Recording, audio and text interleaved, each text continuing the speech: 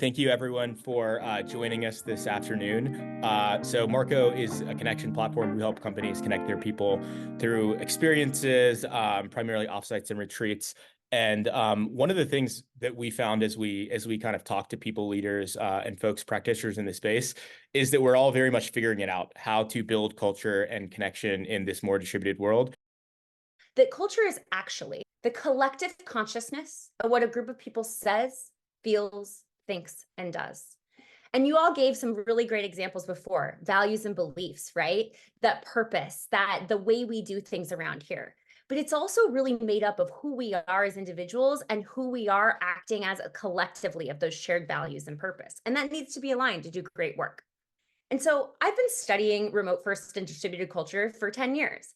I've noticed 5 key principles that any company that has any element of remote work as a part of the system that really need to be codified in order to create an engaged distributed culture.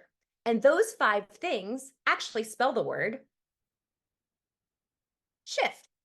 Set clear expectations, harness the tools, inspire engagement, foster well-being, and train the brain. We can talk about these forever, so just hit me up in LinkedIn if you do want to talk about them. But what I wanted to do and why I showed you that is just to show you how you can be creative and tackle different parts of like the employee journey or challenges that we face through gatherings. But those were my examples. As you start to think about your examples, I want to give you some tips about designing them purposefully and intentionally. So the first piece is if it don't make dollars, it don't make sense. And that's a little cheeky, it's a little fun, but it's absolutely true. For those of you who are sitting in this room and trying to get the buy-in, trying to get the budget, trying to make this happen, my suggestion to you is to try to show that there will be a measurable ROI or positive impact on the business as a result of investing in this money.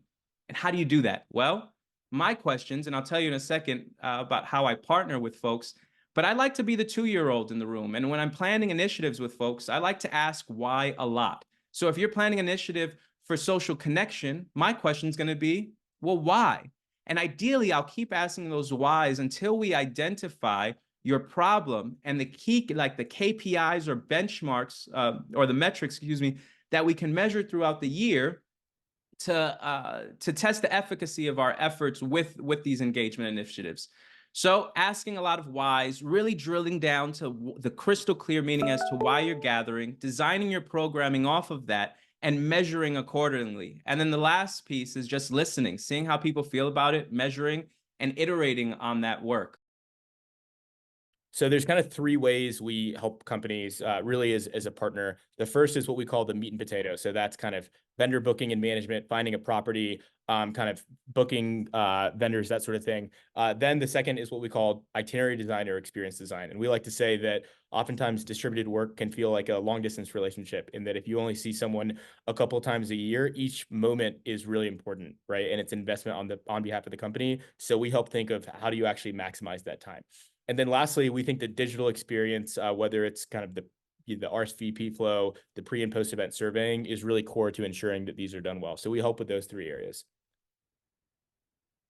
So first of all, I think that we always start with companies with setting an objective, right? You shouldn't just do these for the sake of doing them. Objectives could be increasing team connection. They could be work-oriented, collaborating and strategizing, just kind of reducing stress or learning and development, leadership and development, that sort of thing. So having clarity on what your objective is makes it easier to report back on the ROI. Secondly, again, in that meat and potatoes area, it's kind of, where are you going? What's the best rate for a hotel? All the things that are kind of tactical and much needed, but take a bunch of time. And you may not have those core competencies within your kind of team. So we help do that to start off. Also, in terms of experience design, we're building a platform that makes it really easy to kind of build your own itinerary, figure out what those special moments are, whether they're the rituals that we talked about to really amplify your experience. And we make it super easy, whether it's in a self-serve basis or with our team to do that.